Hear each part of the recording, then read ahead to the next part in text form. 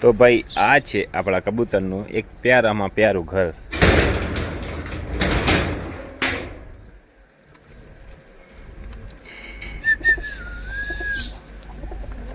આપણે હવે વાત કરીએ આ જોડીની.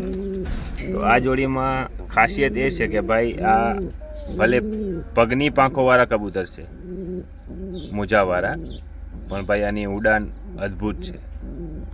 ઘણી ઊંચી ઉડાન ભરી લે ભાઈ. બીજો એક આપણા પાસે છે ભાઈ આ કબૂતર. આનો લુક તમે જોઈ શકો છો કેટલું અદ્ભુત છે.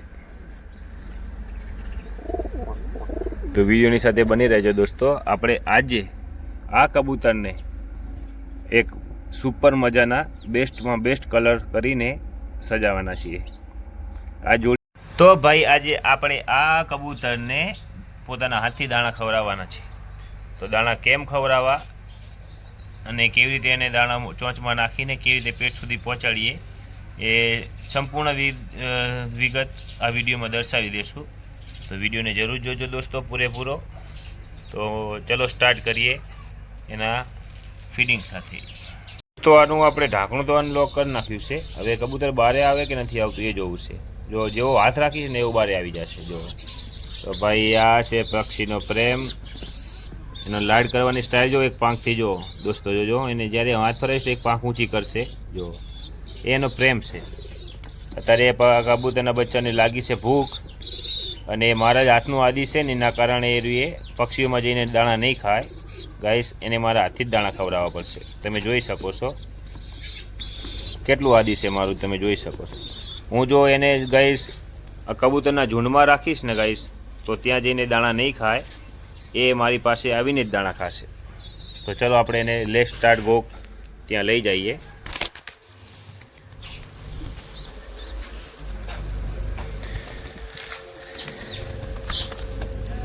એને મૂકી દીધું છે બધા વચ્ચે દોસ્તો, પણ એ ત્યાં જઈને દાણા નહીં ખાય. ના ખાધા દોસ્તો.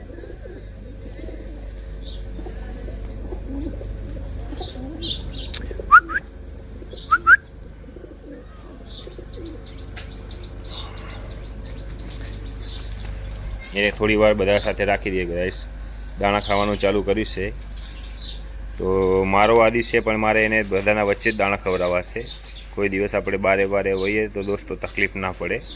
આ જે બચ્ચું છે મારા હાથનું આદિ થઈ ગયું છે. એ હવે એના ફાધર છે અને આ એનો ભાઈ છે. હવે એ બચ્ચું એમની સાથે જ હતું, જો કે એના ફાધરની સાથે ચાંચમાં ચાંચ ભરાવીને દાણા ખાય. અને આ કબૂતરને મેં મારા હેન્ડઓવર કરવા માટે ઘરે લઈ ગયો હતો. આ કબૂતરને મેં ઓછામાં ઓછા ગાય 7 થી 8 દિવસ રાખ્યું છે. અને આ કબૂતરનું બચ્ચું અત્યારે મારું આદિ થઈ ગયું છે. હવે આપણે એને લઈ અને પોતાના હાથથી દાણા ખવડાવવાની કોશિશ કરીએ ગાઈસ. હવે જોઈએ કેવી રીતના દાણા ખાય છે.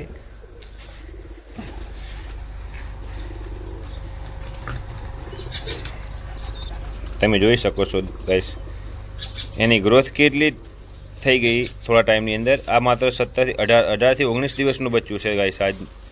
તો એની ગ્રોથ તમે જોઈ શકો છો. એક સંપૂર્ણ મોટું કબૂતર બની ગયું છે, પણ હજુ એટલી ઉડાન ભરી શકે એટલું એની અંદર ક્ષમતા નથી. એ માટે આપણે એને ટાઈમ ટુ ટાઈમ ફીડિંગ કરાવવું પડશે, પાણી દેવું પડશે. જેમ બને એમ સારા પ્રોટીનવાળા ખોરાક દઈને એને ફટાફટ એને ગ્રોથ કરાવી દેવી છે. તો ગાઈસ હવે આને આપણે ફીડિંગ કરાવવાના ચાલુ કરશું. આપણી પાસે રાતભર ભીગાવેલા મકાઈ અને ચણા છે. હવે આપણે આ બચ્ચાને ખવડાવવાના છે. જો કે એને હાથથી એ ખાઈ નહીં શકે ગાઈસ, એને આપણે જ ખવડાવવા પડશે આપણા જ હાથેથી. તો સ્ટાર્ટ કરશું એને ખવડાવવાનું. કેવી રીતના એને ખવડાવવા પડે એ બી તમે જોઈ શકો.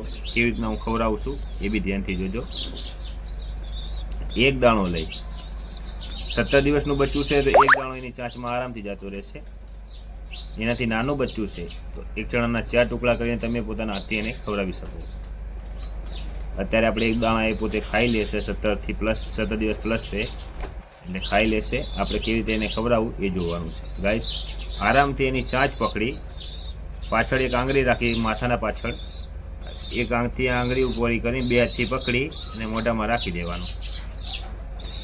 પછી એને રિલેક્સ કરી દેવાનું. પાછી પકડી ચોચ ખોલી ને પાછું નાખી દેવાનું. ગાઈસ તમે જોઈ શકો છો આરામથી ખાઈ લેશે.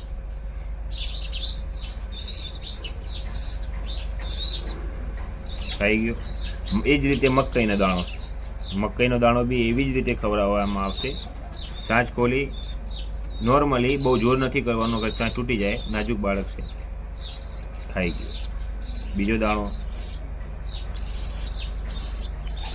એ જ રીતે ચાંચ ખોલીને એ રીતે એનો અહીંયાનો જે કોઠો પૂરો સંપૂર્ણ ભરાઈ જાય ને ગાઈસ, અહીંયા ફૂલી જશે. જોઈ લેવાનું ટચ કરીને કે એનો કોઠો ભરાઈ ગયો છે. એ પછી એને પાણી દેવાનું. પાણી દેશો એટલે એનો કોઠો સંપૂર્ણ રીતે ભરાઈ જશે. અને જે બી એને ખોરાક ખાધો હશે શરીર પોતાના કોઠામાં, એ પોતાનો બધો ખોરાક પાણીની સાથે જ એને શરીરમાં પચી જાય. એ માટે 4 કલાકની અંદર એનો ખોરાક પૂરો સંપૂર્ણપણે પચી જાય છે. તો ગાઈસ, એવું નથી હોતું કે ખાલી દાણા નાખીને એને છૂટો મૂકી દેવો, એને પાણી દેવું બી અત્યંત જરૂરી હોય છે. બસ આ જ નોર્મલ પ્રોસેસ હોય છે કબૂતરને પાળવા માટે. એક સાથે એક જ દાણો, વધારે દાણા નાખવાથી એને ગળીમાં ફસાવાની શક્યતા વધી જાય છે. તમે જોઈ શકો છો ગાઈસ કેટલું આસાનીથી એ ગળું ખાઈ લે છે. તો ચલો ફટાફટ એને દાણા ખવડાવી દઈએ. એ જ્યાં સુધી ગાઈસ દાણા ખાઈ જાય ત્યાં સુધી તમે વિડીયોની સાથે બની રહ્યો. જો તમે જોઈ શકો છો ફટાફટ કેવા દાણા ખાય છે ગાઈસ. હવે દાણા ખવડાવતી વખતે અને વચ્ચે થોડું પાણી આપવું પણ જરૂરી છે દોસ્ત. તો થોડા દાણા ખાઈ લીધા છે, હવે એને આપણે પાણી આપીશું. તો બની રહો વિડીયોની સાથે દોસ્તો. તમે જોઈ શકો છો એને રાખી દેવામાં આવશે પાણીના ડબ્બા પાસે. પાણી પી લીધું, હવે એને પાછા દાણા ખવડાવવાનું સ્ટાર્ટ કર્યું. તો ગાઈસ, કબૂતરને પાળવા એટલા આસાન નથી હોતા. એમને એટલો પોતાને આપણા ઉપર કેર કરે, આપણા ઉપર ભરોસો કરે, એટલું તો એમને ફ્રી કરવા જ પડતા હોય છે. એટલે એમના ઉપર થોડા રિલેક્સ કરતા જાઓ વચ્ચે, જેથી તે આપણા ઉપર ભરોસો કરતા થઈ જાય અને આપણાથી દૂર ના ભાગે દોસ્ત. ચલો પાછા એમને આપણે દાણા ખવડાવવાનું સ્ટાર્ટ કરી દઈએ. વિડીયો સાથે બન્યા રહેજો દોસ્તો. બહુ મજા આવવાની છે. તમને ઘણું શીખવા મળશે. જે કબૂતર લોકો પાળે છે એમને ઘણું જાણવા પણ મળશે કે કબૂતર કેવી રીતે પાળવામાં આવે છે. એટલે તમે વિડીયોને લાસ્ટ સુધી જરૂર જોજો.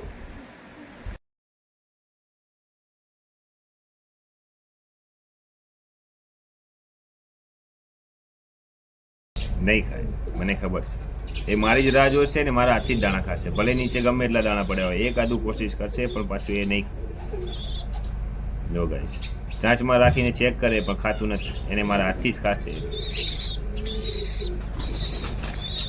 જુઓ ગાઈસ, એનો પ્રેમ જોવો મારા સાથે કેટલો અદ્ભુત છે. પોતાની પાંખ ઊંચી કરીને મન પટપટાવશે. આ એક જાતનો એનો પ્રેમ છે.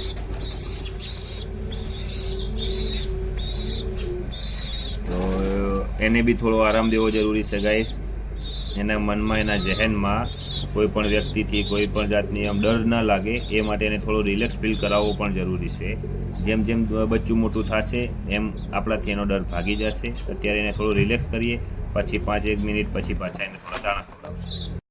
તો ભાઈ, અત્યારે મેં એના પસંદીના ચણા કાઢ્યા છે. તમે જોઈ શકો છો. ચણા માટે ભાઈ ઘણા પસંદ લાગે એને. જ્યારે હું મકાઈના દાણા ખવડાવું ને ત્યારે એ ભાગી જાય, અને ચણા ખવડાવું ત્યારે પાછું મારી પાસે રહે. તો બની શકે કે એને ચણા ઘણા પસંદ છે, તો આપણે એને ચણા નાખીને ખવડાવીએ દોસ્ત. અત્યારે ભાગ્યું નથી એનો મતલબ એને ચણા પસંદ છે. ચણા ખવડાયા, હવે મકાઈ ખવડાવું. મકાઈ ખવડાવીશ ને તો ગાઈસ ભાગી જશે. 101% લખી નાખું.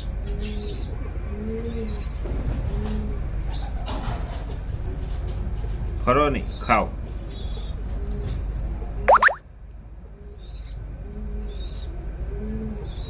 મકાઈ શરીરના ગ્રોથ માટે સારી હોય ગાઈસ.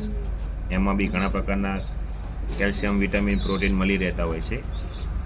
એ નાના બચ્ચાઓ માટે ઘણા લાભદાયક હોય છે. અને મકાઈને પણ શરીરમાં ખાધા પછી પચવામાં તકલીફ પડતી નથી નાના બચ્ચાઓને. અને સાથે સાથે ચણા ભાઈ કોઈ દિવસ સ્કીપ ના કરવા ફીડિંગ કરાવવામાં. બહુ સારામાં સારી વસ્તુ હોય ને ગાઈસ તો એક ચણા.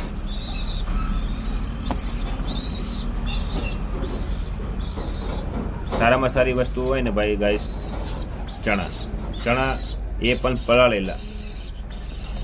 પલાળ્યા વગરના ચણા કોઈ દિવસ ના ખવડાવવા દો. એને પછી પચવામાં ઘણો ટાઈમ લાગી જતો હોય છે. આખી રાત પલાળેલા ચણા સાથે થોડો પાણી એ બચ્ચાની ગ્રોથ માટે ઘણો ફાયદાકારક હોય છે. અને એને પચવામાં ઓછામાં ઓછા 5 કલાક. 5 કલાકમાં એ પોતાનો પોઠો આખો સંપૂર્ણપણે પચાવી લેતા હોય છે. તો ગાઈસ, વિડીયો કેવો લાગ્યો કોમેન્ટ જરૂર કરજો. અને આપણો વિડીયો નેક્સ્ટ વિડીયો આવવાનો છે વ્હાઇટ કબૂતરને કલર કરવાનો. તો વિડીયોની સાથે બન્યા રહેજો દોસ્તો. આપણે વ્હાઇટ કબૂતરને કલર કેવી રીતના કરવો એ પણ આપણે વિડીયોમાં તમને બતાવી દઈશું. મળે નેક્સ્ટ વિડીયોમાં, અને ચેનલને સબસ્ક્રાઈબ કરવાનું ના ભૂલતા.